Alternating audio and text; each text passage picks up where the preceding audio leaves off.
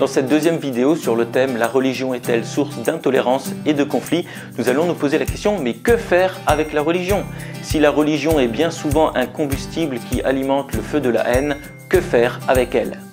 Alors d'abord, on serait tenté de glisser vers l'athéisme. L'athéisme, donc cette position qui dit qu'il n'y a pas de Dieu, donc pas de religion. Mais le problème, c'est que l'athéisme ne résout pas les conflits.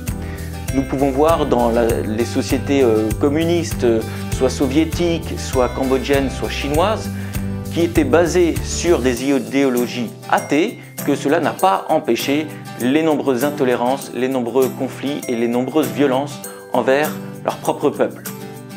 Alors on pourrait glisser aussi vers l'agnosticisme. L'agnosticisme existe en deux positions. Dans sa position forte, il dit qu'il est impossible de savoir si Dieu existe. Mais si Dieu existe, comment peut-on être sûr qu'il ne veut pas se révéler?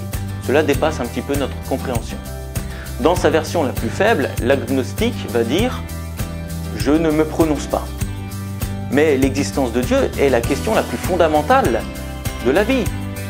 Si Dieu existe, alors il y a un sens, alors il y a une vie après la mort. Ça vaut le coup de faire des recherches et de conclure de manière assez convaincante à cette question. Je ne dis pas que la réponse est facile à trouver, mais je dis simplement que rester dans un flou, ne pas se prononcer, c'est finalement ne pas se prononcer sur la question la plus fondamentale de toute l'existence humaine.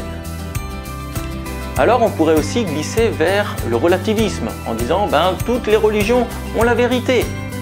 Mais si toutes les religions ont la vérité, est-ce que lorsque la mort vient, l'un ressuscite, l'autre se réincarne, l'autre disparaît et l'autre arrive dans un lieu de compensation de toutes ces frustrations terrestres?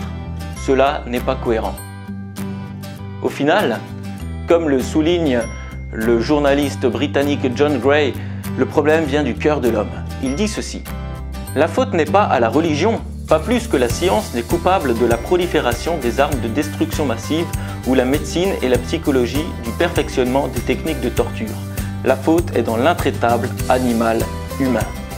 Le cœur de l'homme, en effet, est dur. Le cœur de l'homme est rempli d'intolérance. Il est prêt à faire de nombreux conflits. Et pour cela, Jésus est une très bonne solution. Il est très fort pour rendre le cœur tendre. Il est très fort pour donner de l'amour. Je citerai juste un exemple. Louis Zamperini, américain, fait prisonnier par les Japonais pendant la Seconde Guerre mondiale, qui a subi de nombreuses violences. Après la guerre, il se tourne vers Jésus-Christ et il décide même de retourner au Japon pour dire à ses tortionnaires qu'il les pardonnait.